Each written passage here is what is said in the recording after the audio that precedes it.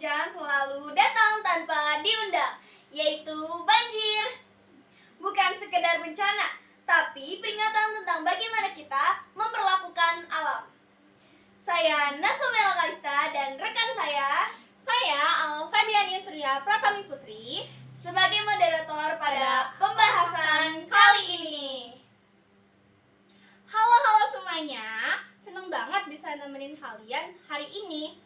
Di talk show ini kita bakalan bahas kenapa banjir sering terjadi, apa penyebabnya, dan gimana nih cara kita mencegahnya. Feb, kamu tahu nggak sih? Akhir-akhir ini kayaknya hujan tuh kayak nggak punya jadwal gitu. Kalau pagi kadang panas terik, sore-sorenya malah hujan. Iya tuh Nas, menurut BMKG, curah hujan di berbagai daerah Indonesia makin meningkat dalam 3 tahun terakhir loh. Bahkan di Aceh aja, dia 200 mm loh per hari. Wah, itu mah udah kayak bukan gerimis manja gitu nggak sih kak? Itu kayak mode uji ketahanan warga plus ember edition gitu. Bener. Dan kamu tahu juga gak sih, Apa tuh kak? curah hujan ekstrim ini jadi awal dari banyak bencana kayak longsor, banjir, terus kerusakan infrastruktur gitu. Wah, itu mah udah parah nggak sih? Bener. Nah guys, kalian tahu nggak nih, akhir-akhir tahun 2025 banjir besar melanda Aceh, Sumatera Utara, bahkan sampai saat ini Bekasi masih terendam banjir. Ribuan rumah terendam dan ribuan warga mengungsi. Nah, kalau kalian mau tahu lebih lanjut nih, di sini kita bakal bahas bersama narasumber kami dari Tim Nalar, yaitu ada Kakang Nur Larasati, Ada kakak Syafa Nur Fadila, dan ada Kakak Mutia Eka Paramita.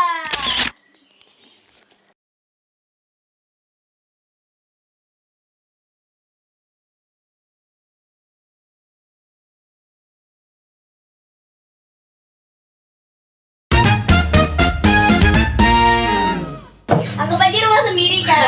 bisa aja. Itu sebenarnya emang rumah aku nggak sih? Bukan ya. Gimana nih kabar kakak-kakaknya? Baik gak? Aman gak? Alhamdulillah baik, aman. Kok kayak ini? Aduh, aku jadi nanya sih. Tapi aku langsung beko.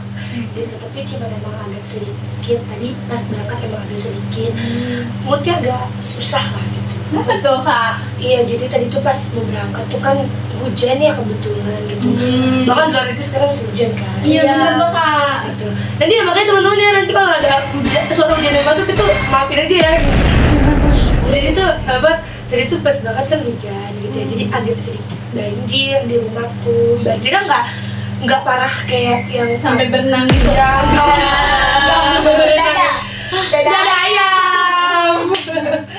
Dada ikan lu nggak bisa. Nah, kalau boleh tahu nih kak, kakak kesini naik apa ya? Apa jangan-jangan kakak itu naik perahu kesini? Kebetulan enggak sih, aku kesini kebetulan diantar pakai salah satu sesuatu hal yang bisa kalian ngerti. Apa tuh Apa kak? tuh? Aku pakai burung. Wah. Tapi bukan perjalanan Isra Mi'raj ya, bukan. Jujur kaget. Sebenarnya buruknya tuh kuda poni. Biasanya kalau hujan-hujan kayak gini, biasanya diantar kapal selam nggak sih kak?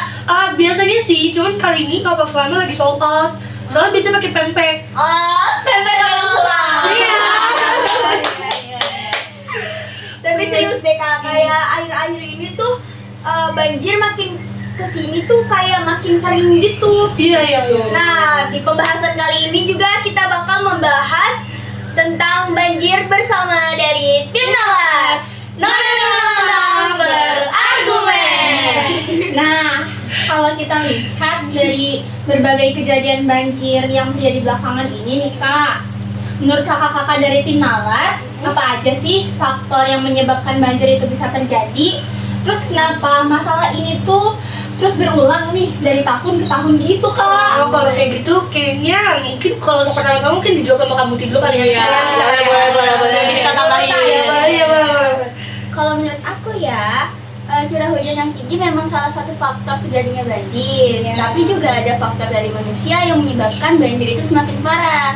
Apalagi ada perubahan fungsi hutan menjadi lahan atau enggak permukiman warga, dan juga masih kurangnya edukasi kita terhadap lingkungan. Jadi masih banyak yang suka buang sampah sembarangan nih. Jadi Iya, itu emang betul banget. PR kita bersama-sama ya. Iya, benar sih. Nah, kan tadi udah dapet pendapat kalian dari kamu Tian. Mungkin aku mau tambahin sedikit aja gitu. Soalnya kalau kebanyakan jadi teks proklamasi. Jangan dong. Jadi mungkin kalau aku menambahin sedikit itu mungkin dari beberapa artikel yang aku baca sebelum kesini kalian itu menyatakan bahwa salah satu penyebab banjir kan ya itu adalah kurangnya atau kurang maksimalnya resapan air di hulu sungai Kak gitu. Jadi kan resapan air ini kan sangat penting ya buat kita gitu karena kan kalau kalau misal resapan air ini kurang bisa jadi kita yang harus air itu adanya di sungai bangun-bangun itu udah jadi kolam renang di ruang tamu kita. Bener banget nih pendapat dari kakak Syafa. Nah, aku izin menambahkan ya.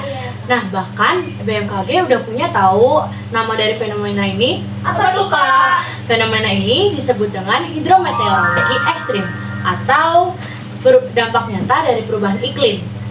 Bagus nih dari opini kakak-kakak ini dari tim Nalar. Jadi tuh bukan cuma air aja ya yang meluap, tapi masalah kita yang udah numpuk nggak kita selesai-selesain. Terus lucunya yang disalahin mah cuma hujan doang.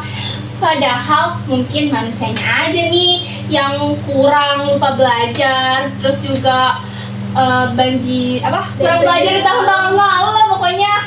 Ya gitu. Nah, kalau kita mau cari solusi, pastinya kita harus tahu dulu nggak sih penyebabnya. Kira-kira penyebabnya secara garis besarnya nih Kak, menurut kakak-kakak tuh gimana sih? Oke, untuk karena tadi tema berurutan kalian bisa mungkin aku yang jawab kali ya, aku yang jawab ya. silakan, Jadi Kak. kalau secara garis besar menurut aku mungkin nanti bisa ditemuin kali ya sama teman-teman di sebelah aku ini. Nih, mungkin menurut aku tuh salah satu penyebab secara garis besar itu tentu aja curah hujan ekstrim. Kayak beberapa hari ini Bogor gitu kan tempat tinggal kita gitu tiba-tiba serasa jadi kayak di kutub utara gitu ya. Dingin banget itu, Dingin Kak. banget, gitu dingin banget.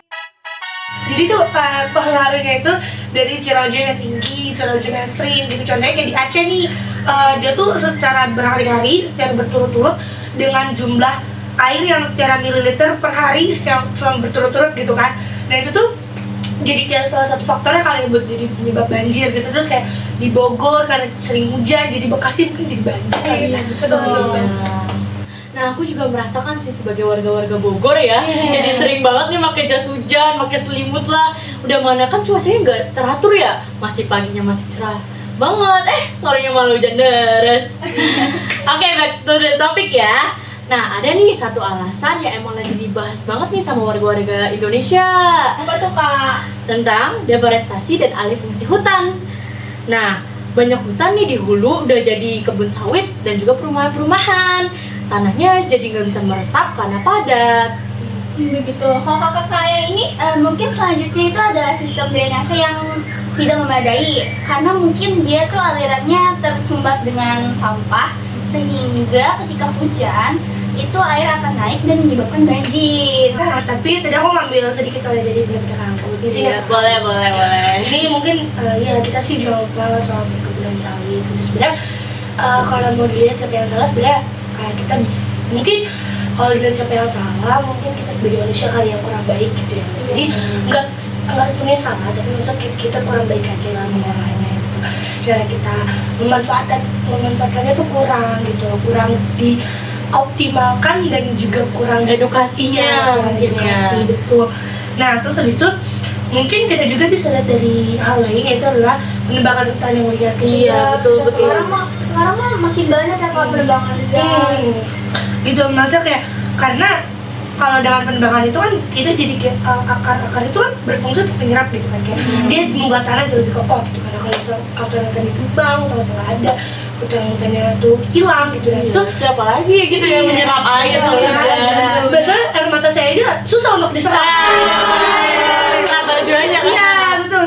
Nah gitu, jadi kalau saran saya sih ya, kita harus saling menjaga alam gitu, karena alam itu sangat bermanfaat untuk kita gitu. Karena jangan sampai kayak air yang harus ada di hulu sungai, harus ada di sungai gitu, itu malah tiba-tiba ada di nih ruang tamu kita gitu kan. Nah, kalau tadi kita bahas tentang penyebab secara garis besarnya banjir, nah kita sekarang bisa masuk nih ke dampak terhadap sekolah. Kita kan sebagai pelajar Indonesia nih, kira-kira gimana sih, kenapa, dampak apa yang bakal terjadi terhadap sekolah dan aktivitas warga ya kalau bisa? Soalnya kayak sekarang tuh banjir pasti berpengaruh banget ke kita sebagai pelajar. Kira-kira menurut kakak itu kayak gimana sih, Kak? Aku izin menjawab ya. Benar sesuai urutan kan ya? Iya, dari kakak siapa harus dari saya dong. Betul. Nah, dampak banjir bagi sekolah itu cukup berpengaruh nggak sih? Apalagi pasti kan anak-anak di Indonesia perlu banget nih pendidikan, pasti udah ada di setiap wilayah, pasti udah ada sekolah nggak sih? Iya. betul sekali. Nah, kalau misalnya banjir terjadi, pasti kegiatan belajar mengajar pasti terganggu. Apalagi kalau misalnya banjir, otomatis sekolah ngeliburin nggak sih? Iya. Apalagi akses untuk menuju ke sekolahnya jadi sulit. Jadinya siswa dan guru sulit nih berangkat ke sekolahnya. Apalagi nih fasilitas-fasilitas yang ada di sekolah udah pasti rusak nggak sih? Udah ruang kelasnya pasti terendam banjir, udah meja, kursi, alat tulis, bahkan nih alat elektronik juga bisa rusak nih karena apa? Karena banjir. Iya. Kalau misalnya kayak gini terus, bukan aja berdampak pada lingkungan loh, bisa juga berdampak pada pendidikan. Waduh, Fatal banget kan? banget ya, fatal banget, Kak. Gak kebayang ya. Kalau untuk aktivitas warganya kira-kira apa sih, Kak, yang bakal terganggu? Mungkin lebih ke mobilitas dan transportasi yang menjadi terganggu ya. Oh iya. Nah, aktivitas kerja dan sekolah juga akan terganggu tentunya. Selain itu, kegiatan ekonomi juga akan ikut menurun. Lalu juga akan banyak fasilitas umum dan rumah yang rusak serta harta benda yang hilang. Selanjutnya juga akan lebih banyak resiko penyakit karena lingkungan yang kotor dan tidak sehat. Nah, kayak gitu. Dan juga situasi ini menimbulkan tekanan psikologis yang dimana tuh akan menyulitkan warga dalam memenuhi kebutuhan dasar mereka seperti air bersih, listrik, dan makanan. Iya betul banget. Aku setuju banget sih sama pendapat. Karena yang benar sih, kan air banjir itu kan masih kotor gitu kan, masih sulit juga banjir, kan. ya banjir kan nggak mungkin kan pas datang baunya emas. Pasti baunya tuh kayak ya mungkin hewan-hewan seperti kecoa, tikus, Aku banyak banget, Kak, yang ketemu sama ular. Nah, itu. di awal. Nah, Ular waktu itu aku lihat beritanya. Nah itu kan juga lumayan bahaya gitu kan buat warga, apalagi kayak kalau anak kecil itu mungkin kalau banjir masih kayak tergolong rendah gitu ya, kayak cuma sepatu kaki, kayaknya kalau sepatu kaki bukan banjir kali ya. Iya, Sekedar cuci kaki.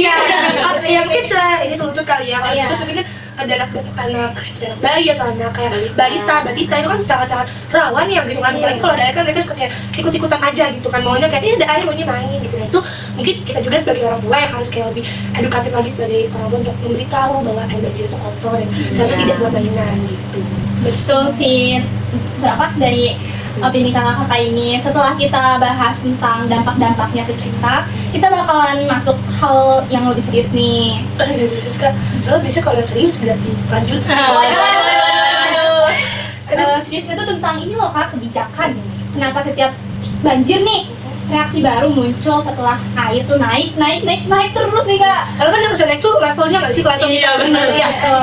Itu sih karena sering terjadi gak sih? Ah. Nah, tindakan itu disebutnya preventif, bukan reaktif. Kalau udah viral di media baru juga pada heboh. Waduh. Mungkin kalau aku cuman kayak emang kadang tuh kebijakan itu mungkin dari pemerintah juga kan nggak cuma mengatasi kita gitu kan, banyak gitu kan hal yang harus diatasi gitu ya kan, karena kan masalah itu kan kecuali bencana alam gitu kan, ada masalah lain gitu.